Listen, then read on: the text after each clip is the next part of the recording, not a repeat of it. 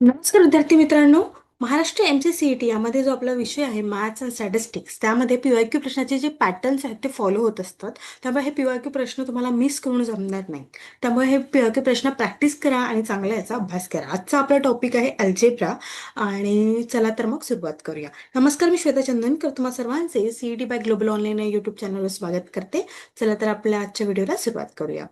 Global online आपल्यासाठी घेऊन आले आहे महाराष्ट्र MCCET एक्झाम 2026 यासाठीचा कम्प्लीट कोर्स, यामध्ये तुम्हाला डेली लाईव्ह लेक्चर्स मिळणार आहेत. टॉपिक वाईज प्रॅक्टिस MCQs मिळतील. फुल सिलेबस नोट्स मिळणार आहेत. फुल सिलेबस मॉक टेस्ट असणार आहे. फुल सिलेबस MCQ सिरीज आहे. सोबतच लॅपटॉप आणि वेब व्ह्यू सुद्धा आहे. आपली जी बॅच आहे ती येत्या 23 फेब्रुवारीपासून सुरू होते आहे आणि जी फीस जी आहे ती 2,999 असणार आहे. जर का तुम्हाला इनरोल करायचं असेल तर तुम्ही दिलेल्या नंबरवर संपर्क करू शकता किंवा ग्लोबल ऑनलाईन प्ले स्टोअरवरून डाउनलोड करू शकता. चला तर मग सुरुवात करूया. पहिला प्रश्न आहे, in a class of 3/4 of the student do not know either English and Hindi, but 1/6 of the student know English.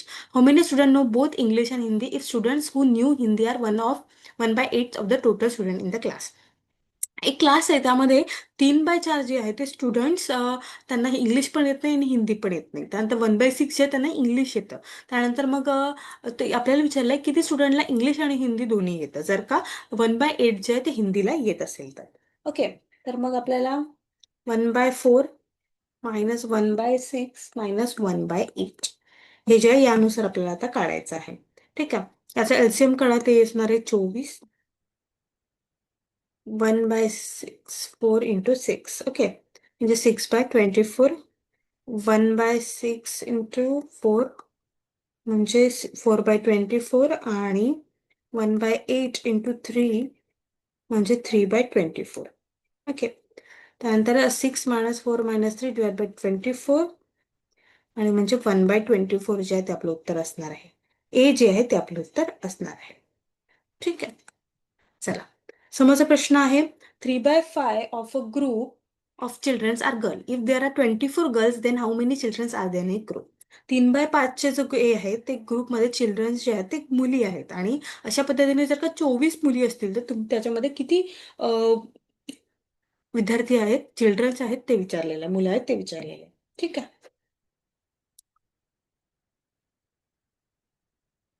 3/5 24. 3 unit आपण बघितलं तर 24 असणार. तर एका युनिटची व्हॅल्यू काय असेल, 24 डिवाइड बाय 3 म्हणजे 8 एका विद्यार्थ्याचे. आणि आपल्याला 5चं काढायचं, 8×5 = 40. 40 विद्यार्थी जे आहे ते ग्रुपमध्ये असणार आहे. ठीक आहे. अशा पद्धतीने तुम्ही उत्तर काढू शकता. समोरचा प्रश्न आहे, Shyam had 120 teddy bears in his retail store. He sold 2/3 of them at ₹12 each. How much did he receive? श्यामकडे 120 टेडी बिअर्स आहेत त्याच्या स्टोअरमध्ये. त्यांनी जर का 2/3 ते विकले ₹12 तर त्याला किती मिळाले ते आपल्याला विचारलेले आहे. तर आपल्याला आधी नंबर जो आहे टेडी बिअरचे किती सोल्ड झाले ते बघावं लागेल.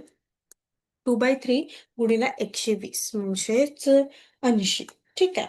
आता आपल्याला मनी किती रिसिव्ह झालं ते बघावं लागेल. ₹12 प्रमाणे म्हणजे किती असणार आहे, 960. म्हणजे आपलं उत्तर काय असणार आहे, सी असणार आहे. 960 त्याला रिसिव्ह झालेले आहे. ठीक. चला, समोरचा प्रश्न आहे, a fraction is divided by the reciprocal of itself. It is then multiply by the original fraction. What is the fraction if the answer obtain is 11 25 64. ठीक आहे. जे फ्रॅक्शन आहे ते आपल्याला विचारलेलं आहे की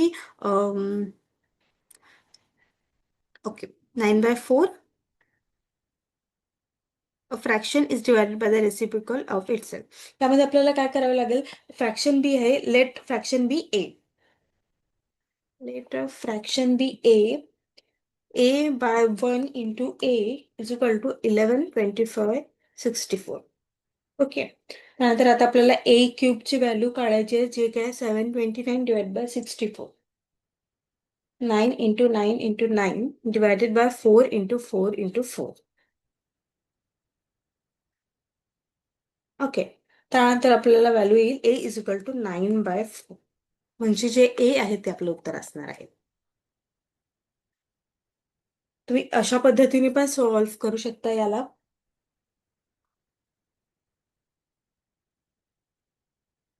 एक दुसरी मेथड पण सांगते तुम्हाला. ओके. आपल्याला एक्स तर फ्रॅक्शनमध्ये घ्यायचं आहे म्हणजे 1/x होईल. तर x divided by 1/x into x is equal to 11, 25, 64. Okay, हे तर आहेच. त्यानंतर आपल्याला आता अम, याची हे केल्यावर एक्स क्यूब येतं म्हणजे 11, हे जशाच तसं राहील तिथे एक्स क्यूब होईल. आता याला आपण फोडायचं आहे. 11 गुणिले 64 प्लस 25 डिवाइड बाय 64 म्हणजे किती होतं? 704 प्लस 25 डिवायडेड बाय 64 म्हणजे 729 डिवायडेड बाय 64 म्हणजे हे एक्स क्यूबची व्हॅल्यू आहे. ओके, मग क्यूबची व्हॅल्यू काय येईल? एक्सची व्हॅल्यू येईल 9/4. अशा पद्धतीने तुम्ही उत्तर काढू शकता. म्हणजे एचं आपलं उत्तर काय असणार आहे? ए असणार आहे. ठीक आहे. समोरचा प्रश्न आहे Eiffel tower 1/5 part is painted bronze, 1/4 remaining part is painted maroon, rest of the Eiffel Tower golden color. If the height of this golden colored part is 450 meter, then what is Eiffel Tower's height? ते आपल्याला विचारलेलं आहे. ठीक आहे, तर आपल्याला आधी assume करावं लागेल की आयफेल टॉवरची हाईट जी आहे ती 100 मीटर आहे. ओके, तर म्हणजे 1/5 of 100 metre is equal to 20 bronze. ठीक आहे.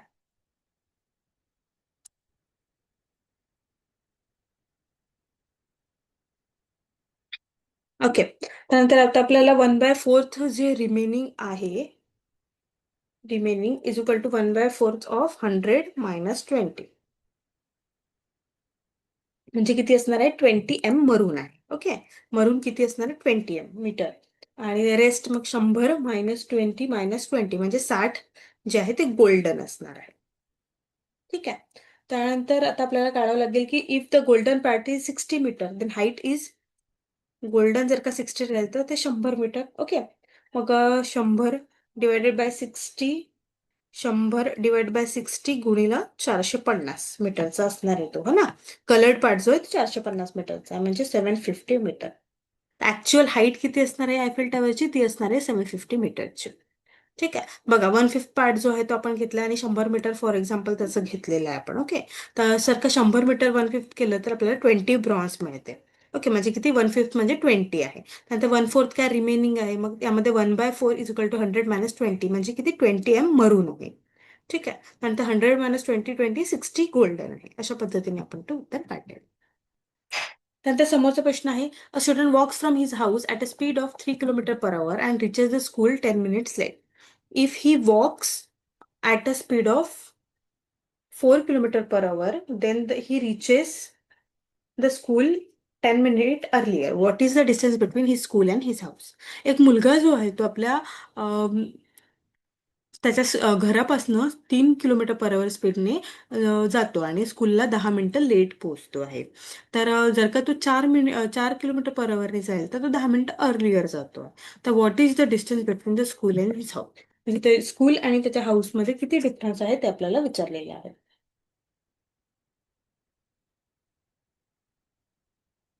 ओके, चल, तर मग आपल्याला माहिती आहे D distance, T time, S1 सांगितलेलं आहे 3, स्पीड S2 सांगितले आहे 4.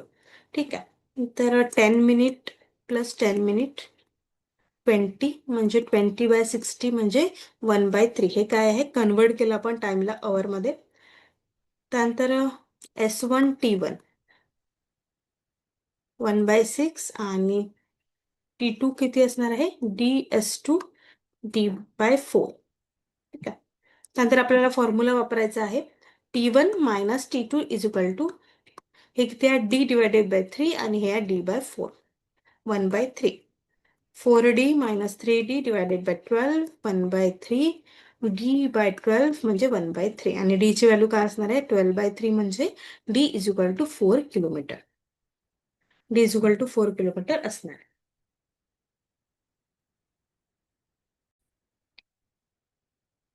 यामध्ये एक दुसरी सुद्धा मेथड आहे म्हणजे थोडं अर्ली यासाठी. बघा काय झालं, लेट द डिस्टन्स आपण काय घेतलंय? x किलोमीटर घेतलेलं आहे. तर आता डिफरन्स काढावं लागेल आपल्याला. ठीक आहे, 10 प्लस अर्लियर 10 लेट म्हणजे 20 टायमिंग. ठीक आहे, 20/60 म्हणजे 1/3 आणि ते 4 आणि 3 आहे. तर एक सोपं आहे, x/3 minus x/4 is equal to 1/3 आणि याचं सरळच उत्तर मग आपल्याला येते आहे 12x नाही 12 1/3 म्हणजे आपलं उत्तर काय? x is equal to 4 kilometre. कधी कधी क्वेश्चन खूप मोठा असतो, पण त्याला सॉल्व्ह करत असताना आपल्याला एक सिम्पल ट्रिक वापरून ते करावे लागते आणि अशा पद्धतीने तुम्ही करू शकता. ओके. ओके एव्हरीवन, 23 फेबपासून आपण नवीन बॅच सुरू करतोय. जर का तुम्हाला एनरोल करायचं असेल तर तुम्ही दिलेल्या नंबरवर संपर्क करू शकता किंवा ग्लोबल ऑनलाईन ॲप्ले स्टोअरवरून डाउनलोड करू शकता. खूप खूप धन्यवाद.